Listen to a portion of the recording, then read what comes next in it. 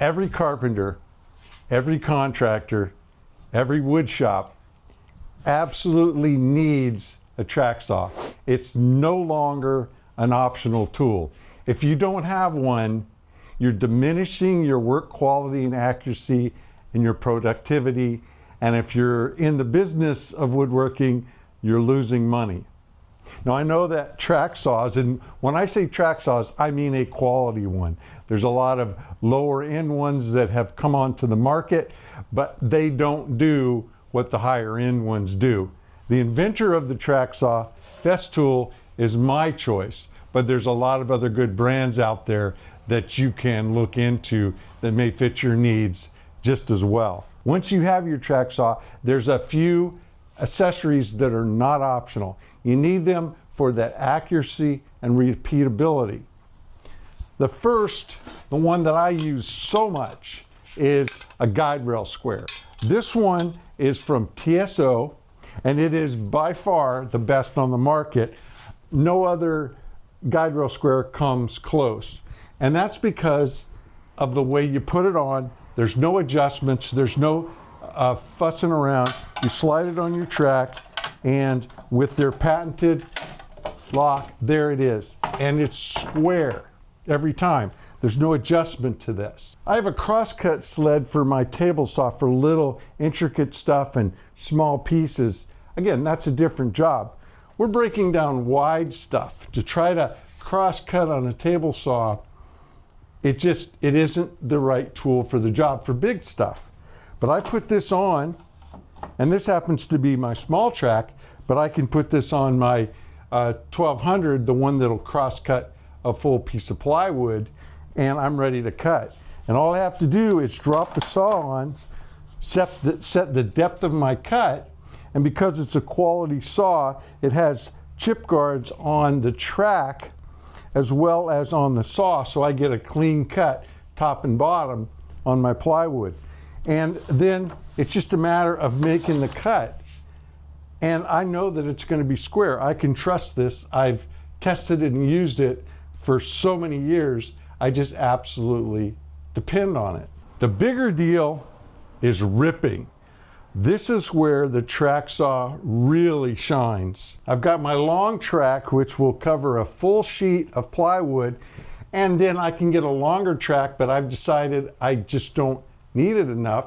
I've got some adapters that I can take my shorter tracks and put them together for really long stuff, particularly if I'm milling down a big slab and I need to, like a big live edge where I want to take that edge off. But for the long work I do, breaking down plywood, this track is absolutely perfect because it hangs off both ends. I can pull lines and put this on, and then another and another and another, but I'm depending on myself to get the marks in the right place and then line up the track, and it slows me down. Parallel guides. This is the tool you need, and nobody makes better parallel guides than TSO. Now I have 3 sets of these. I have the shorts, the 20s, the 30s, and then I have the longer ones.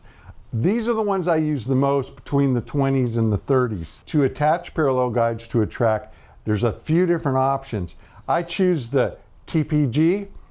Again, they go on with these threaded knobs that are provided, and there's no adjustment to them. They fit in the same spot every time.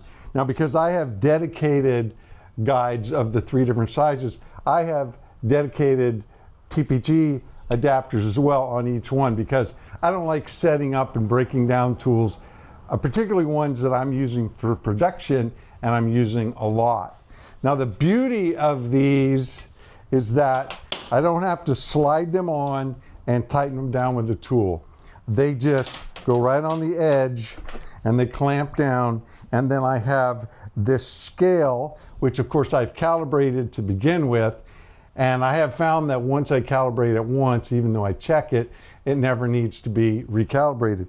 And then I can set the stops at either using imperial or metric, it's both, and get exactly what I want. It's got a non-parallax error reader. It's nice and thick, and you move it in right up to the white laser etched line, until it disappears, and there you have it. Repeat it on the other one, and I am ready to cut. When I'm ripping plywood, I'm doing full sheets, and so I'm putting a sheet up, I'm doing the rips, and then I am putting another sheet up, and I need to pull the track off. So it's really nice that I just pop these off, lay them on the track, slip them under the smart wood bench on the shelf there that's perfect for them, reload my next piece, and then I'm ready to go. No calibration, no resetting. I've got my marks. They can't go on any other way than exactly where they go. Now I have to give you one caveat. This only works with the Festool track. Even though like Makita has knocked off the Festool track and it looks exactly the same, they've added on a little lip or anti-tip thing, and that prevents you from doing this. So as far as I know, you can only do these press-ons with the Festool, but you can use these same ones. They've got a little rail in there and a little tool that you use to tighten them down. You can slide them on the Makitas and the other brands and tighten them down. That'll be up to you to figure out what setup works for your brand. But if you've got the Festool, this setup is perfect. Good news, it's Black Friday sale at TSO. I will put my affiliate link in the description of this video down below, where you can use that, get a good deal. It won't cost you any extra, but TSO will share a little bit with us. And if you'd like to get a detailed set of plans to build a smart wood shop, a smart bench, a smart station, a router table, any of the accessories that work with the smart system, there'll be a link in the description of this video down below. Merry Christmas.